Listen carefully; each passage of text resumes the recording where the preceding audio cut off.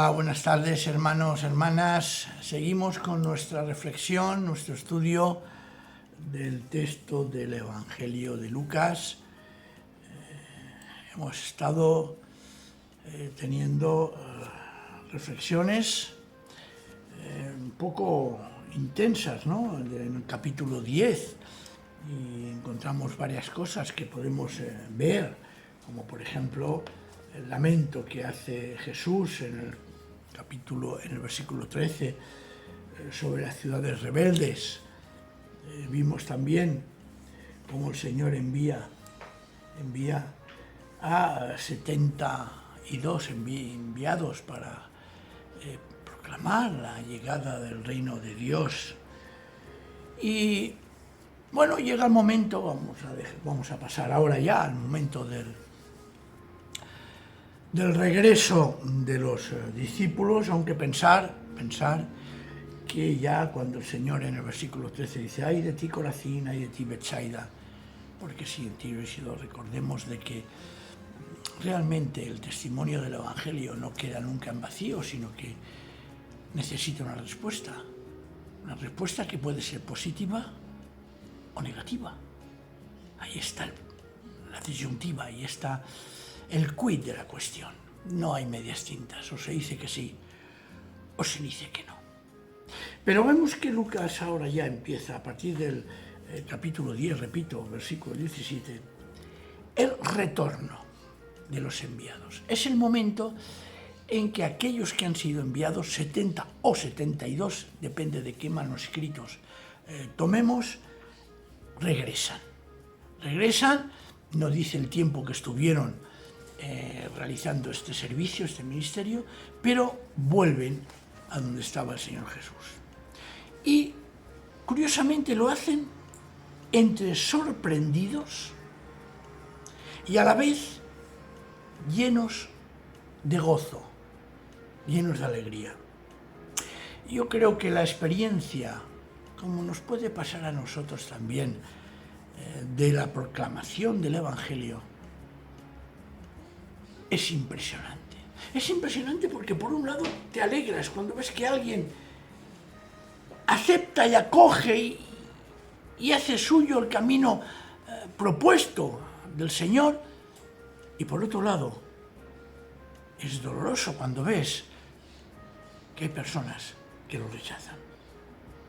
Ellos vuelven, y en el fondo está diciendo: Señor, fíjate lo que ha pasado. Es tan grande nuestra experiencia, tenemos una experiencia tremenda, porque hasta los demonios, en tu nombre, y eso no hay que olvidarlo nunca, nos obedecen. No hay que olvidar nunca que todo es en nombre de Jesús, porque si no, nada podemos hacer.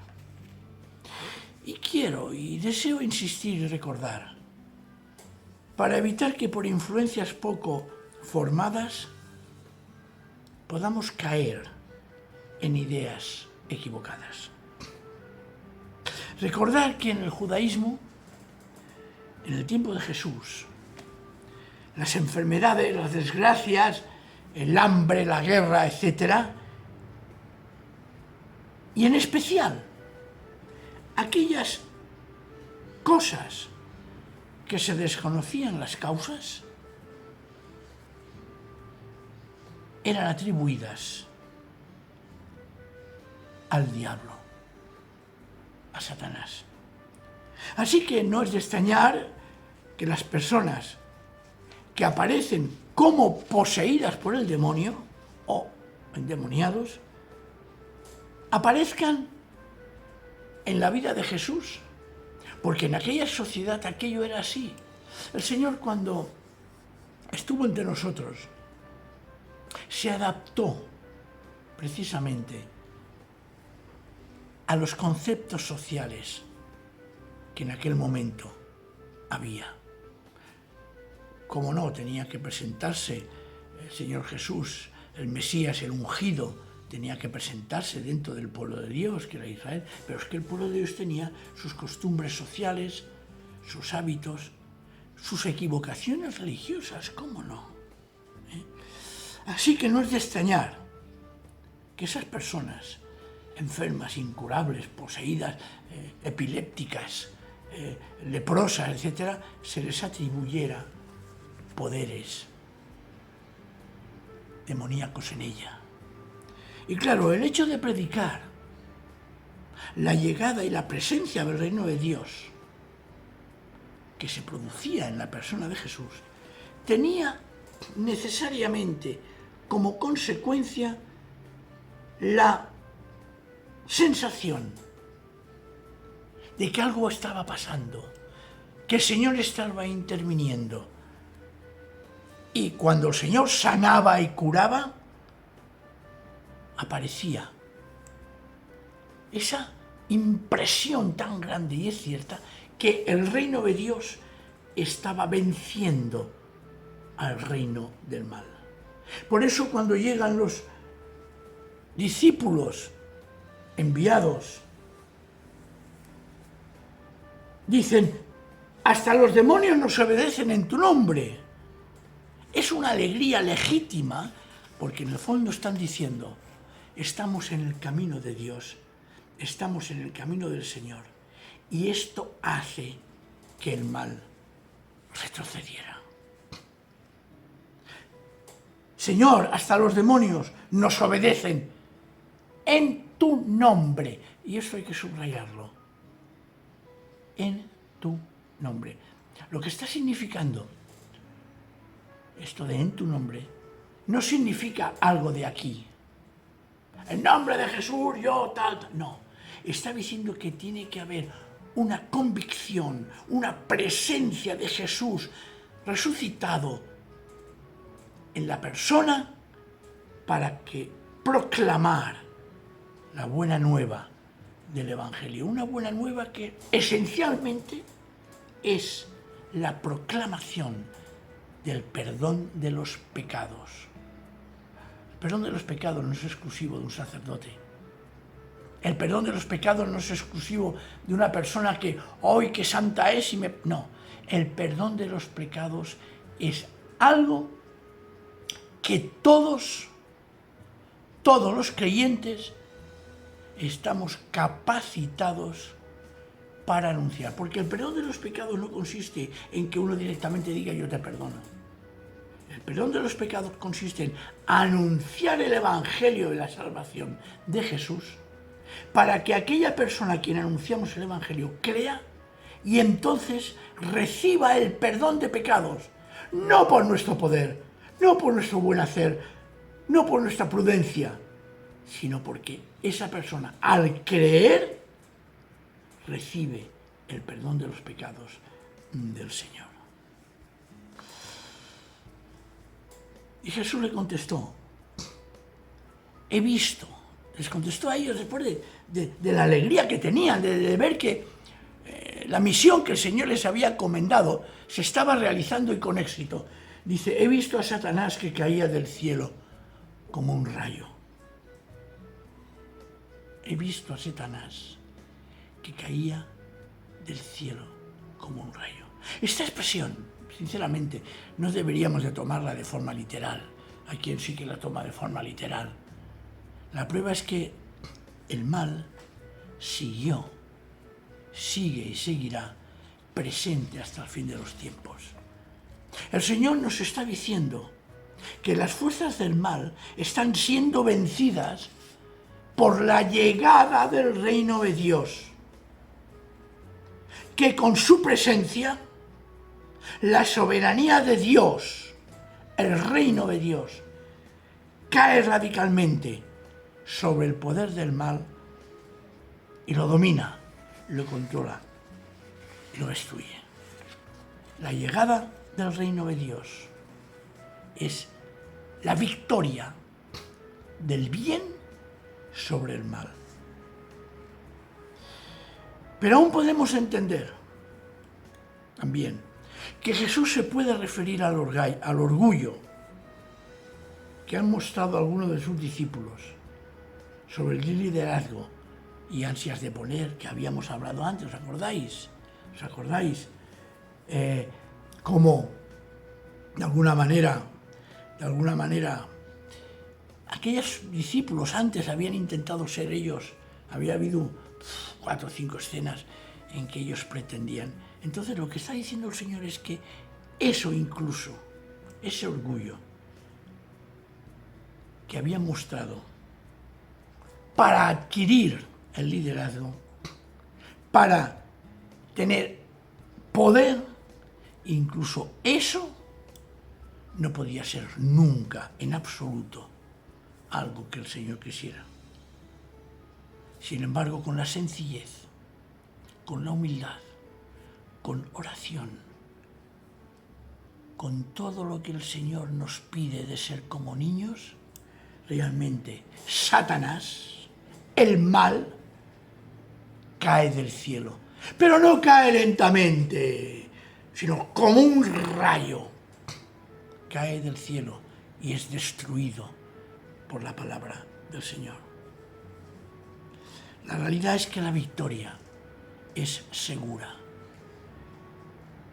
La realidad es que el Señor protege siempre. Y el reino de Dios seguirá adelante, siempre, siempre adelante. Incluso a pesar de que la religión se convierta en una institución corrupta. A veces yo me admiro y digo, Señor, ¿a dónde hemos caído?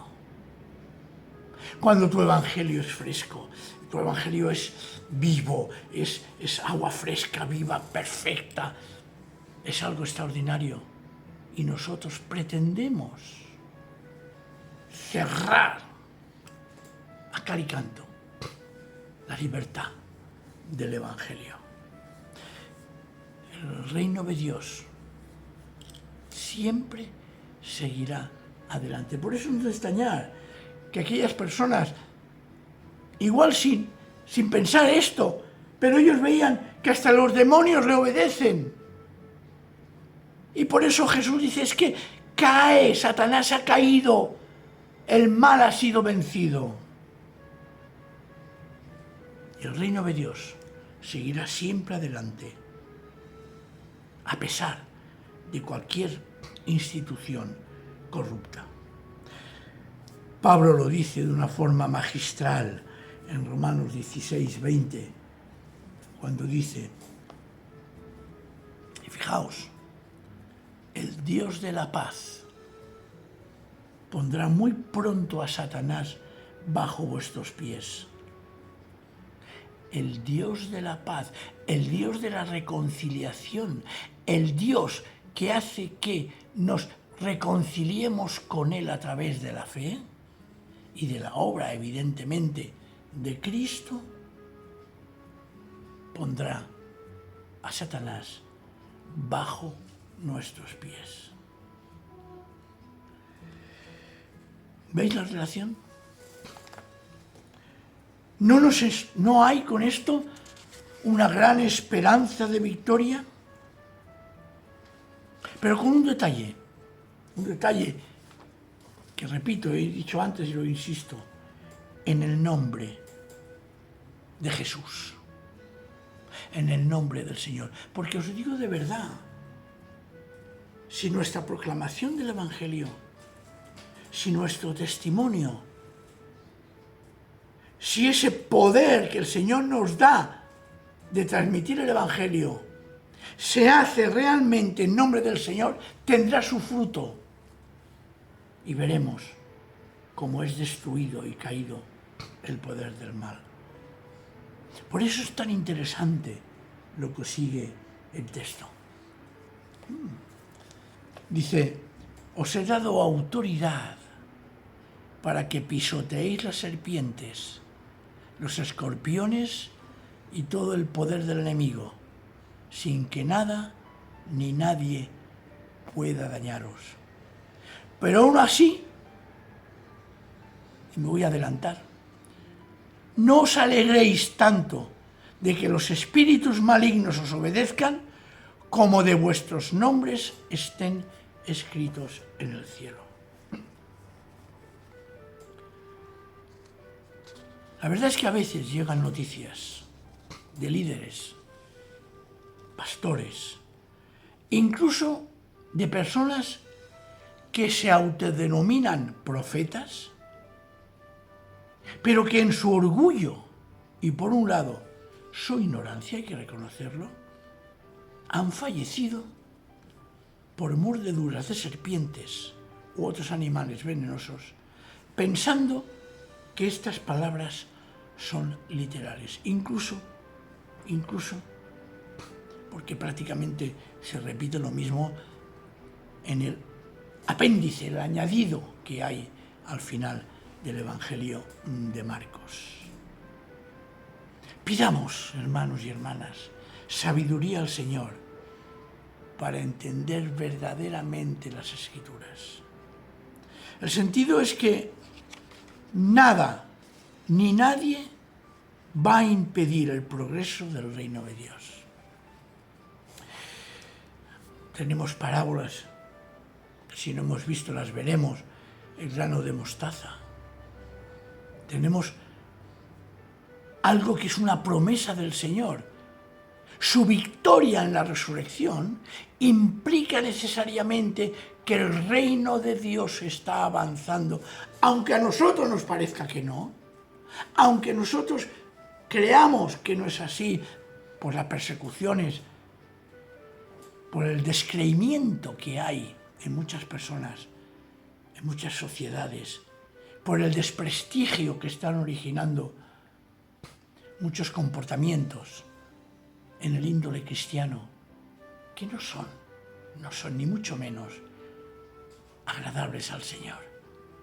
Sin embargo, el reino de Dios continúa adelante. Es como ese grano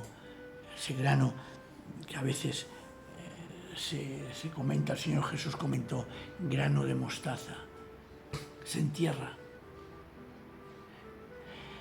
En la oscuridad y en la penetración de la tierra, ese grano de mostaza va desarrollándose y empieza a surgir y busca la salida y busca el sol, y cuando ha salido es cuando empieza a crecer y entonces se convierte, como dice el Señor Jesús, en un árbol donde anidan los pájaros. El reino de Dios es imparable. El reino de Dios no se puede coartar. El reino de Dios crecerá con nosotros, por nosotros, e incluso diré algo más, y no os escandalicéis, a pesar de nosotros. Nosotros podemos caer en situaciones en que ese reino de Dios está desacreditado, en comportamientos poco propios de personas que decimos, vivimos en el reino del Señor.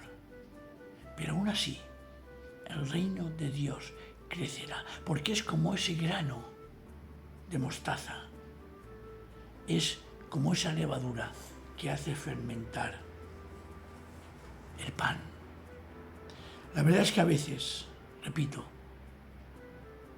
nos equivocamos en muchas ocasiones. Por eso hemos de pedirle al Señor sabiduría para entender las Escrituras, pero no la sabiduría que da el mundo, no las reflexiones que a veces nos dan personas que no tienen el Espíritu de Dios. Hay que reconocerlo. Por eso os digo muchas veces, y es un cartelito que tenemos en la iglesia, conoce la palabra de Dios, conoce la Biblia. ¿Para qué? Para no ser engañados. Es tan fácil ser engañados.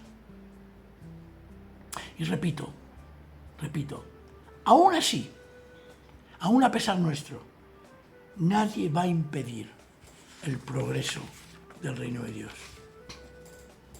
Y más cuando no solamente estoy diciendo de algo pasivo, sino cuando somos llamados a trabajar en su reino y por su reino.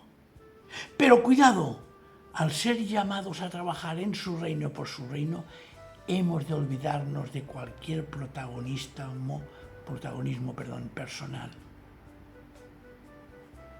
Tú, yo, nadie hace crecer el reino de Dios. Somos instrumentos que Dios utiliza para que ese reino de Dios crezca. Hemos sido llamados a trabajar en su reino. Por eso, Señor, tengo que decirlo, cuenta con nosotros, cuenta contigo que me estás viendo, cuenta contigo, con cada uno de nosotros. ¿Por qué? Fijaos lo que dice el pasaje de hoy y ya acabaremos. Y si el Señor lo permite, seguiremos el próximo día. Dice, pero aún así, no os alegréis, fijaos el detalle, tanto de que los espíritus malignos os obedezcan, porque si nos alegramos, nos debemos y podemos alegrarnos, pero aquí el peligro es el orgullo. Fíjate, yo soy capaz de... Dice, repito, no os alegréis tanto de que los espíritus malignos os obedezcan, como de que vuestros nombres estén escritos en el cielo. Fijaos un detalle, ya para acabar. No dice que están escritos en el libro de la vida. Está diciendo que están escritos en el cielo. Que nosotros, nuestro nombre, nuestra realidad personal, tal como somos, con nuestros defectos y con nuestras cualidades, estamos en la presencia del mismo Dios. Y es el Señor que esta tarde nos pide esto, que hagamos como aquellos 72, que prediquemos, proclamemos, anunciemos la llegada del reino de Dios en la persona de Jesús el Nazareno. Que nos demos cuenta como a veces somos más que vencedores por medio de aquel que nos amó. Cuando Jesús nos dice, haced esto, obedecedme en esto, cumplir esta misión, porque caerá el maligno, el bañetas, como dice mi esposa Monse, caerá el bañetas y será vencido. Y entonces tendremos poder para superar cualquier dificultad que tengamos. Pero la gran alegría será de que nuestros nombres, sí, el tuyo, tu nombre, hombre o mujer e incluso niño, que a veces los niños nos dan lecciones de cómo proclamar el reino de Dios, están escritos en el cielo. Estamos en la presencia del Señor.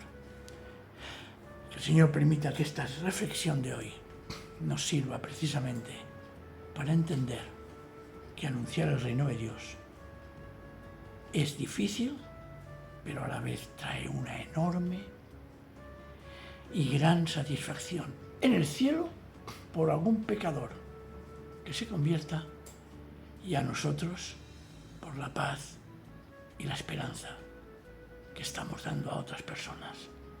Quiera el Señor que estas palabras de hoy nos ayuden a seguir adelante. Amén.